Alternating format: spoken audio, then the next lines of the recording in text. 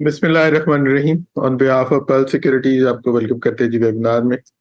Last webinar में हमने केसी index का जो चार्ट है उसको कन्वेंशनली जो डिस्कस करते हैं उसको हमने डिस्कस किया था। फिर एक वो जो कर्व ट्रेंड लाइन का जो एरिया था उसके ऊपर हमने कुछ वॉल्यूम्स के ऊपर डिस्कशन की थी। और जो एरियाज हमने डिस्कस किए थे जिसमें सपोर्ट जो ट्रेंड लाइन सपोर्ट थी, कर्व ट्रेंड लाइन सपोर्ट जिसको हम डिस्कस कर रहे थे, उसमें जो 45,300 से 400 का एक एरिया जो हम डिस्कस कर रहे थे, एक मेजर सपोर्ट एरिया जो है वो करंट वीक के लिए नजर आता है। और उसी के अराउंड ही मार्केट ने टच किया और अपर साइड पे 46,300 का एक मेजर रेजिस्टेंस एरिया था, जो कि करंटली अगर कह लें कि हार्ड टॉप बना हुआ है कि अगर उसको ब्रेक करता है तो फिर एक फर्दर भी हमने एरियाज को डिस्कस किया था। लेकिन करंटली इस करंट जो लास्ट वीक क्लोज हुआ है वो उसी के अंदर ही क्लोज हुआ और अराउंड उसी के ही जाके इंडेक्स ने रेजिस्टेंस ली और फिर कुछ सेलिंग हमने देखी मार्केट। तो इसी तरह ही हमने टेक टॉक में कुछ एनआरएल, सुई नॉर्थ और टीआरजी, इनके चार्ट्स को भी हमने काफी डिटेल से डिस्कस किया था टेक टॉक में। तो ओवरऑल लास्ट टेक टॉक के जो एरियाज डिस्कस किए थे, मार्केट ऑलमोस्ट उन्हीं के दरमियान में रही। और इंडेक्स के सपोर्ट रेजिस्टेंस एरियाज को बात करें, जैसे मैंने पहले भी डिस्कस किया कि 46,174 हाई लगा मार्केट का, 46,300 एक मेजर रेजिस्टेंस एरिया डिस्कस किया था पिछली दफा। और 45,468 जो कि 45,300 400 का एक सपोर्ट एरिया का ट्रेंड लाइन का था, वही इसी को ऑनर किया मार्केट ने और क्लोजिंग जो है वो 45,753 की आई। आगे चलते हैं, आज के टेक टॉक की तरफ चलते हैं और जब से फर्दर चार्ट्स के ऊपर डिस्कस करते हैं कि कमिंग वीक के लिए चार्ट्स के ऊपर क्या सिनेरियोज नजर आ रहे हैं और क्या स्ट्रेटेजी होनी चाहिए। तो ओवर टू जमशेद जी।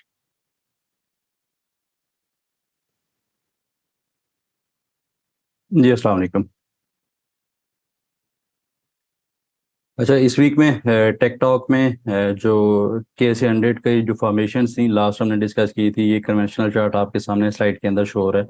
तो अर्ली टाइम फ्रेम के ऊपर इस में जो एरिया था यहाँ पे 11 सितंबर के अराउंड का एरिया था जहाँ पे हमने वेबिनार स्टार्ट किया था। KC100 को अराउंड 46,000 के पास ये आगे क्लोज हुआ था। तो यहाँ पे एक फिनोमेना डिस्कस किया था अर्ली टाइम फ्रेम के ऊपर, ये एक रफ्टर चैनल था, ये एक राइजिंग वेज की फॉर्मेशन हो सकती है। तो इसके एरियाज अब डाउन साइड के ऊपर ब्रेक हुए तो जो डाउन साइड का यूजुअली होता भी ऐसी है कि अप साइड के ऊपर जो एक मोमेंटम बनता है against the trend, rising wages आती हैं। तो इसका जो एक एक्सपेक्टेड था डाउन साइड के ऊपर, हमने एक थोड़ी सी प्रॉफिट टेकिंग देखी और वो एग्रीवेट होता नजर आया सेलिंग प्रेशर जब ये 45,800 का राउंड का एरिया इसने डाउन साइड के ऊपर वायलेट किया। अब गोइंग अहेड जो फॉर्मेशंस थी डाउन साइड के ऊपर, एक क्योंकि बॉक्स की फॉर्मेशन के अंदर KC100 के एक स्टार था स्पोर्ट एरियाज के पास ही, 45,400 का एरिया था, उसी के पास इसने एज ए स्पोर्ट लिया। और जो कन्वेंशनल टारगेट थे राइजिंग वेज के, ये डाउन साइड के ऊपर भी यही रिजाइड करते थे, यहाँ से दोबारा एक बाउंस मिला। और जब लास्ट सेशन था इस टाइम फ्रेम के ऊपर चलें तो जो हमारा क्लोजिंग थी 14 सितंबर को और फिर 15 सितंबर को हमने एक गैप अप ओपनिंग देखी अराउंड 300 पॉइंट्स की। और फिर KC100 ने दोबारा से जो करेंशियल रेजिस्टेंस एरिया था 46,000 के अराउंड के एरिया, प्रिसाइज ये 46,300 हम देख रहे थे, लेकिन 46,170 के अराउंड का हाई पोस्ट हुआ। और अगेन इसी एरिया के पास KC100 ने लास्ट सेशन में भी हाई पोस्ट किया, वहां से दोबारा से एक गैप को फिल किया।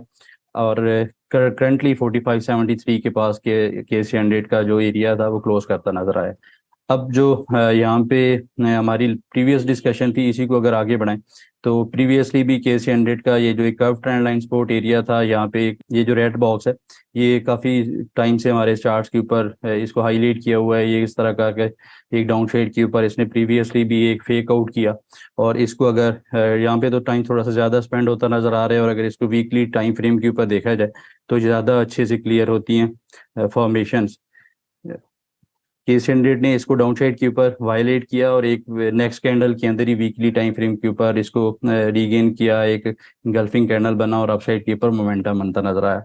तो अब इस जो करंट फॉर्मेशंस हैं, क्योंकि एक मेजर जो सपोर्ट एरिया है कर्व ट्रेंड लाइन का वो स्टिल इंटैक्ट है, डाउन साइड के ऊपर 45,400 300 के एरिया करंटली ये रिजाइड करता है। और इसका अगर ये डाउन साइड के ऊपर इफ ये वायलेट होता है तो पॉसिबल है कोई इस तरह करके ये जो एरिया हाईलाइट किया बॉक्स का, इसमें इस तरह करके थोड़ा सा यहाँ पे फिनोमेना दोबारा से रिपीट होता नजर आए और अगेन अपसाइड के ऊपर एक मोमेंटम बनना नजर आए। लेकिन ये एक पॉसिबिलिटी है। अब ये होगा कैसे, किस तरह के स्ट्रक्चर के साथ, किन वॉल्यूम्स के साथ कि ऐसे 100 अप डाउन साइड के ऊपर अगर कोई मोमेंटम बनता है तो वो देखने वाला होगा कमिंग सेशन में, उसको ऐसे ही लेके चलेंगे आगे। अभी के लिए जो क्योंकि एक रेंज के अंदर को अराउंड 1000 पॉइंट 800 पॉइंट्स के अंदर ही केस 100 ट्रेड करता नजर आ रहा है प्रीवियस 2 वीक्स 3 वीक से। तो इसको अर्ली टाइम फ्रेम के ऊपर ही देखना चाहिए। और इस स्लाइड के ऊपर अब देखें तो अब ये एक जो इसकी करंट फॉर्मेशन है इस एरिया में नैरो रेंज है और इसको आप नो मैंस लैंड कहें तो ये गलत नहीं होगा आई थिंक, क्योंकि यहाँ पे कोई एक बीरिश और बुलिश एक बहुत अच्छे से किसी साइड के ऊपर भी व्यू बनता नजर नहीं आ रहा। तो यहाँ पे अब इस रेंज का वेट करना चाहिए। डाउन साइड के ऊपर इनिशियली 45 400 300 के एरिया, अप साइड के ऊपर 46 100 300 के एरिया, कि ये कैसे जाके के सी 100 इसको निगेट करता है इधर साइड के ऊपर। तो टिल दैट टाइम ये जो बॉक्स का एरिया है इसी को ही देखना चाहिए। ये एक नो मैंस लैंड कहलाएगा। इसके अंदर कुछ स्टॉक्स स्टिल परफॉर्म करते नजर आ सकते हैं और कुछ स्टॉक्स के अंदर कुछ प्रॉफिट टेकिंग भी विटनेस हो सकती है, जैसे प्रीवियस हमने डिस्कस किया था। जो स्टॉक्स ऑलरेडी परफॉर्म कर चुके थे उनमें से DFML हो गया, ATRL थोड़ा सा साइडवेज ट्रेड करता नजर आ रहा है, जैसे NRL के ऊपर हमने प्रीवियसली डिस्कशन की थी। तो इस तरह कुछ स्टॉक्स के अंदर स्टिल परफॉर्मेंस रह सकती है और कुछ स्टॉक्स लैगिड रह सकते हैं इस रेंज जब तक ये इधर साइड के ऊपर ब्रेक नहीं होती। तो इसके अंदर अगेन चूजी होना चाहिए। बॉटम फिशिंग स्टिल की जा सकती है क्योंकि एक मेजर सपोर्ट एरियाज के पास के S&P कंसोलिडेट कर रहा है, साइडवेज ट्रेड करता नजर आ रहा है। अच्छा, अब इसके ऊपर एक चीज और जो थोड़ी सी बिरिश या प्रॉफिट टेकिंग को इंडिकेट करती है, तो वो करंट फॉर्मेशंस के अकॉर्डिंगली देखा जाए तो यहाँ पे एक जो काइंड ऑफ H&S जो हेड एंड शोल्डर का पैटर्न है ये बनता नजर आ रहा है। और अगर इस टाइम फ्रेम के ऊपर यहाँ पे देखा जाए और इस जो हाईयर लास्ट जो सेशन था इसी कोई as a right shoulder consider किया जाए तो फिर इसका जो नेकलाइन एरिया बनता है वो 45 600 45 400 के राउंड के एरिया बनता है। और इसको अगर ये डाउन साइड के ऊपर सस्टेन नहीं कर पाता और फिर दोबारा से पुल बैक आता है तो इसके अकॉर्डिंगली, क्योंकि ये अपसाइड के ऊपर 46,100 के राउंड का इसका हेड की फॉर्मेशन थी और डाउन साइड के ऊपर जो इसका नेकलाइन है 45 500 के राउंड का है, तो ये 600 बनते हैं। 600 पॉइंट्स यहाँ पे ये नजर आ सकते हैं। तो ये डाउन साइड पे वायलेट करता है तो फिर अराउंड 500 600 पॉइंट्स का में ड्रॉप फिटनेस हो सकता है। तो वो डाउन साइड के ऊपर 45 44 800 का एरिया ही रिजाइड करता है, जो कि कन्फ्लुएंस करता है जो प्रीवियसली हमारा एक व्यू था, एक मेजर एक कन्वेंशनल सपोर्ट एरियाज हैं according to the price action 44 800 के राउंड के एरिया, उसको भी ये कन्फ्लुएंस करता है। तो ये देखने वाला होगा कि कमिंग सेशंस के अंदर 1 से 2 सेशन कमिंग वीक के काफी इंपॉर्टेंट हो सकते हैं। अगर तो KC 100 इसको अपसाइड के ऊपर, क्योंकि गैप फिल हुआ है, और इसके ऊपर एक चीज और अगर देखी जाए तो वो वॉल्यूम्स रह सकते हैं जो काफी इंपॉर्टेंट फिनोमेना था लास्ट आवर्स के अंदर KC 100 के ऊपर। और अगर इसके ऊपर वॉल्यूम्स इस चार्ट के ऊपर प्लाट किए जाए तो ये जो लास्ट आवर था यहाँ पे एक गैप फिल हुआ। गैप फिल करने के बाद KC 100 के ऊपर काफी एग्रेसिव वॉल्यूम ट्रेड हुए, मोर देन 50 मिलियंस की एक ही घंटे के अंदर लास्ट आवर्स के अंदर हमें ट्रेड होते नजर आए। तो ये इंडिकेट यही करता है कि यहाँ पे एक गैप फिल होने के बाद कुछ हमें दोबारा से बॉटम फिशिंग यहाँ पे विटनेस हो सकती है। और अपसाइड के ऊपर कुछ लाइकली है कमिंग सेशन में जो अर्ली से आज होंगे वहाँ पे एक बाउंस मिलता नजर आए। और अपसाइड के लिए आई थिंक जो एक बुलिश मोमेंटम है, जैसे शुरू में डिस्कस किया है कि ये रेंज एक नो मैंस लैंड है 46 100 300 का एरिया।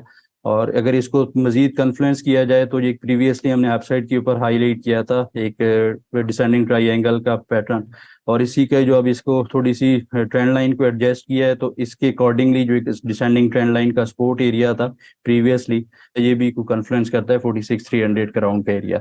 दोनों प्रेपोजिशंस हैं, डिसेंडिंग ट्रेंड लाइन हो गया, ये बॉक्स की फॉर्मेशन हो गई, या जो 38.2% का रिट्रेसमेंट एरिया था ये भी प्रीवियसली हमने डिस्कस किया था।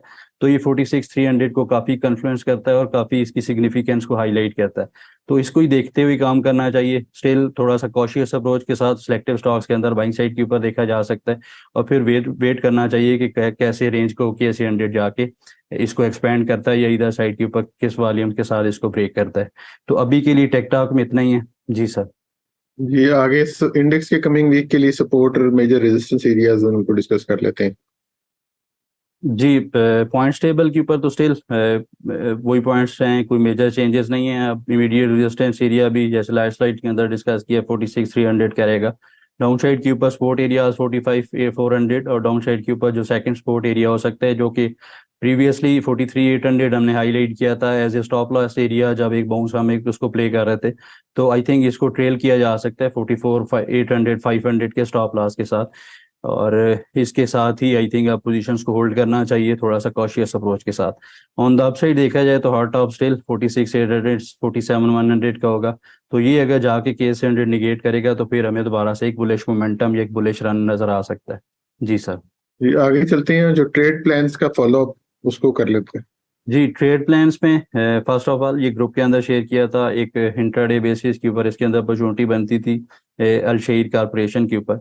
तो इसने अपसाइड के ऊपर एक ब्रेकआउट जनरेट किया था डिसेंडिंग ट्रेंड लाइन का जो 11.60 इसके फर्स्ट टारगेट थे इसने कंप्लीट किए हैं। सेकंड टारगेट भी होपफुली ये कंप्लीट करता नजर आ सकता है कमिंग सेशंस के अंदर। तो अब जिसने इसने अंदर पोजीशन बनाई I think trailing stop loss break even का या 10.90 का उसके साथ इसको स्टिल होल्ड किया जा सकता है 12.20 के पास इसको आई थिंक बेचना चाहिए। और जो नेक्स्ट एक टॉपिक था लास्ट वीक में राइट अप्स के अंदर बैंक अल्फा इसके ऊपर एक साइडवेज मोमेंटम है स्टिल वो कंटिन्यू करता नजर आ रहा है तो ये ट्रेड प्लान इंटैक्ट है। और एक नेक्स्ट जो टॉपिक था EPCL इसके अंदर भी ट्रेड सिनारियो इंटैक्ट है अपसाइड के ऊपर इसके अंदर मोमेंटम कमिंग सेशंस के अंदर बनता नजर आ सकता है। और इसका जो एक सजेस्टेड सपोर्ट एरिया था उसी के पास ही सस्टेन कर रहा है। तो इसका जो सेकंड एक सिनारियो था कि बाय अबव 41 तो ये ब्रेकआउट जनरेट होता है तो इसके अंदर आई थिंक थोड़ी सी एग्रेसिविटी बन सकती है। जो नेक्स्ट एक राइट अप्स पे था या टॉपिक थी ट्रीट कारपोरेशन के ऊपर इसके ऊपर दो सिनारियोज डिस्कस किए थे। और इसने अपसाइड के ऊपर अराउंड 17.10 के पास हाई पोस्ट किया है फर्स्ट टारगेट एटलीस्ट वो ऑलमोस्ट कंप्लीट किया था। तो और वहां पे दोबारा से प्रॉफिट टेकिंग विटनेस हुई है। तो एक जो बॉक्स का एरिया है यहीं पे ये कंसोलिडेट करता नजर आ रहा है। आई थिंक इसको दोबारा से को वीक मिलता है डाउन साइड के ऊपर 16 रुपीज के पास का एरिया। तो वहां पे इसको बाइंग साइड के ऊपर देखा जा सकता है। इसके अंदर आई थिंक कमिंग सेशंस के अंदर दोबारा से बुलिश एक्टिविटी बनती नजर आ सकती है। और लास्ट में देखा जाए तो सल फार्मा के ऊपर ग्रुप के अंदर शेयर किया था डबल बॉटम की फॉर्मेशन थी बुलिश डिवर्जेंसेस थी के ऊपर इसने जो फर्स्ट टारगेट था 38 रुपीज का प्रिसाइजली देखा जाए तो 38.20 के पास हाई पोस्ट किया। और वहां पे हमने कुछ प्रॉफिट टेकिंग विटनेस हुई है लाइकली है अपसाइड के ऊपर मोमेंटम कंटिन्यू करता नजर आए। तो वीकनेस के ऊपर इसको दोबारा से जो सपोर्ट जोन है उनके पास इसको बाइंग साइड के ऊपर देखना चाहिए और होल्ड करना चाहिए करंट पोजीशंस को। जी सर। जी आगे चलते हैं, जो क्यूरीज शॉर्टलिस्ट की हैं उनको आंसर कर ले। जी क्यूरीज में first of all Pakistan oil fields limited. अच्छा इसको जो इसका करंट स्ट्रक्चर है इसको देखने से पहले प्रीवियसली जो हमारी इसके ऊपर डिस्कशन थी काफ़ी टाइम पहले हमने इसको हाईलाइट किया था इस एरिया के पास इस ब्रूटल सेल ऑफ के ऊपर 16 मार्च को। और उसके बाद इसके अंदर कोई मेजर चेंजेस नहीं थी वही जो एरियाज प्ले थे तो इसको दोबारा से क्यूरी सेक्शन में लाए नहीं है। प्रीवियसली जो हाईलाइट किए थे सपोर्ट जोन या और अपसाइड के ऊपर एक जो हाईलाइट किए थे रेजिस्टेंस जोन उन्हीं के पास ही इसने ट्रेड किया है। और अब इसकी जो करंट फॉर्मेशन है इसको डेली टाइम फ्रेम के ऊपर देखें तो एक जो असेंडिंग ट्रेंड लाइन का सपोर्ट एरिया था 421 रुपीज़ के पास है ये एक मेजर बॉटम हो सकता है। और उससे पहले जो इमीडिएट सपोर्ट जोन या इमीडिएट एरियाज नज़र आते हैं बाइंग साइड के ऊपर वो 430 रुपीज़ का होगा। ये कर्व ट्रेंड लाइन है एक हिडन सपोर्ट एरिया होगा। तो ये देखना चाहिए 434 रुपीज़ के पास इसने क्लोज किया है सेशन। तो इसको कैसे आके रीटेस्ट करता है वॉल्यूम्स कैसे रहते हैं क्योंकि फिलहाल तो इसके अंदर इतने एग्रेसिव वॉल्यूम्स नहीं है। अपसाइड के ऊपर इसने एक डबल टॉप की फॉर्मेशन को ऑनर किया मेजर सप्लाई जोन था वहां पे रिजेक्शन लिए। और अब इसका जो अपसाइड का जो निगेट करना है इसने सेलिंग प्रेशर जो इसके ऊपर करंटली नजर आता है तो वो 442 रुपीज़ का एरिया एक डिसेंडिंग ट्रेंड लाइन का और यहाँ पे एक जो हॉरिजेंटल रेजिस्टेंस एरिया भी प्लाट किया जा सकता है। अगर ये इसको रीगेन कर लेता है तो फिर इसके अंदर बुलिश एक्टिविटी रिज्यूम हो सकती है एटलीस्ट शॉर्ट टर्म के लिए 56 रुपीज़ 460 रुपीज़ का एरिया जो आके ये चैलेंज करता नजर आ सकता है। तो कॉशियस स्टांस रखना चाहिए 430 रुपीज़ के पास फ्रंट जो लॉन्ग्स हैं उनका स्टॉप लॉस होना चाहिए। वो अगर वायलेट करता है तो पॉसिबल है इसके अंदर 10 से 15 रुपीज़ का डाउन शेड के ऊपर या एक ड्रॉप बनता नजर आए। अच्छा नेक्स्ट जो इस वीक में क्यूरी थी MLCF। अच्छा इसके ऊपर प्रीवियसली हमारी एक बाय कॉल थी इसके ऊपर एक बुलिश डिवर्जेंसेस अब बनी है। अच्छा इसका जो प्रीवियस हमारा व्यू था इस एक सिनारियो बनता था हेड एंड शोल्डर का तो क्लोज करवाया था ट्रेड को। और अब जो इसकी फॉर्मेशन सी डाउन शेड के ऊपर जो प्रीवियस हमारा एक स्टॉप लॉस एरिया था उसी के पास ही इसने हाई एक लो पोस्ट की हिडन डिवर्जेंसेस बनी है वहां से एक बाउंस मिलता नजर आ रहा है।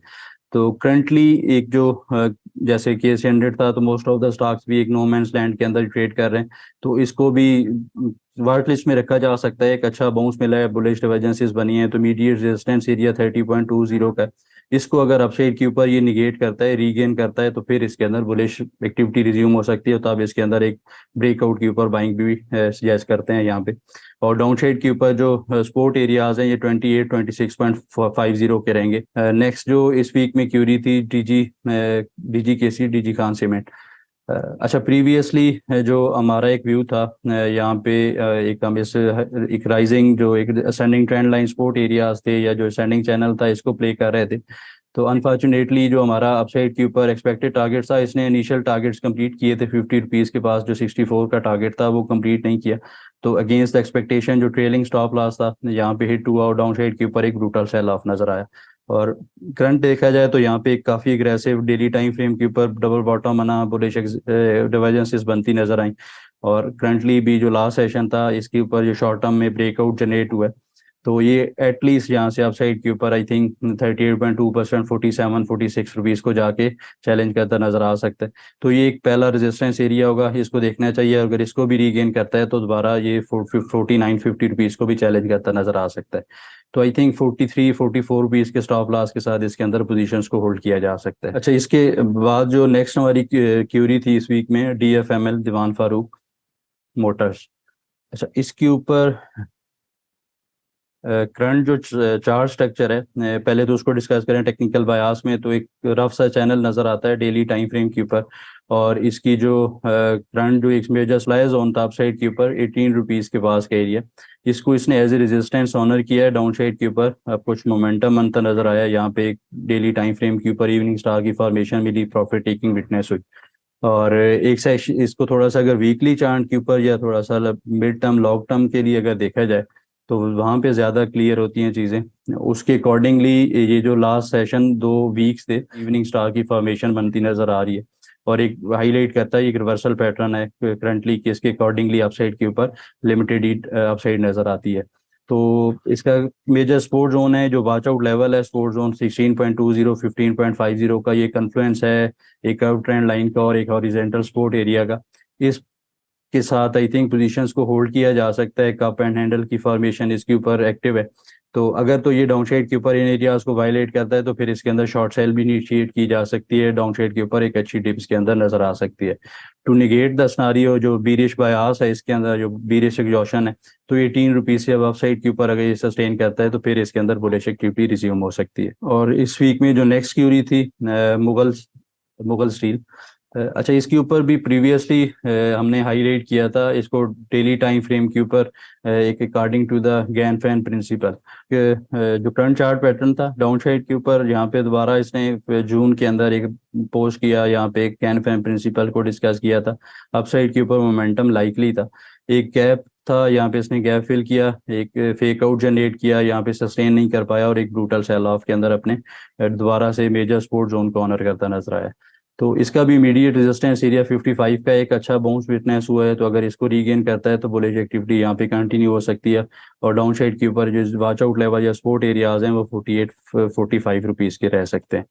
तो इस वीक में जो लास्ट जो क्यूरी थी लास्ट में TRG।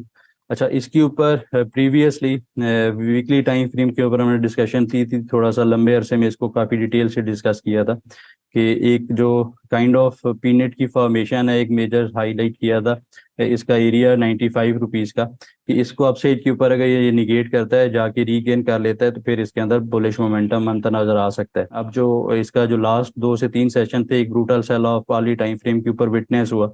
एक कन्वेंशनल जो सपोर्ट एरिया था 86 रुपीज़ का, एक मेजर सपोर्ट एरिया था इंट्राडे बेसिस के ऊपर, इसने भी इसको भी डाउन साइड के ऊपर वायलेट किया।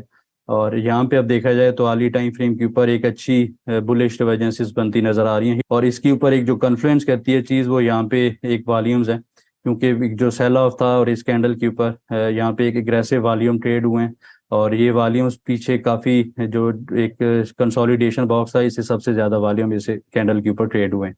तो अब देखने वाला होगा कि कमिंग सेशंस में 1 से 2 सेशन इसके काफ़ी इंपॉर्टेंट हो सकते हैं। अगर तो इनिशियल सेशंस के अंदर जो 1 से 2 सेशन होंगे या अर्ली टाइम फ्रेम के ऊपर 91 रुपीज़ को जाके ये सस्टेन करता है और डाउन साइड के ऊपर 86-85 रुपीज़ के एरिया को वायलेट नहीं करता, तो आई थिंक इसके अंदर बाइंग साइड के ऊपर यहाँ पे आप देखना चाहिए। एक अप साइड के ऊपर मौका मिल सकता है, यहाँ से 94-95 रुपीज़ को जाके ये चैलेंज करता नजर आ सकता है। जी थैंक यू, काफी डिटेल से हमने क्यूरीज को आंसर कर लिया। हमारा ईमेल एड्रेस आपके पास है technicals@pearlsecurities.com। आपकी कोई भी क्यूरी आप हमें इस ईमेल एड्रेस पे भेज सकते हैं, और हमारे ब्रांचेस के एड्रेस हर वेबिनार के एंड में एक स्लाइड की फॉर्म में दिए होते हैं। हमारी ब्रांचेस में भी कांटेक्ट कर सकते हैं फॉर अकाउंट ओपनिंग या आपकी कोई भी क्यूरी हो तो। इस वीक के लिए इतना ही, इंशाल्लाह नेक्स्ट वीक दोबारा मुलाकात होती है। तब तक के लिए अल्लाह हाफिज and thank you very much.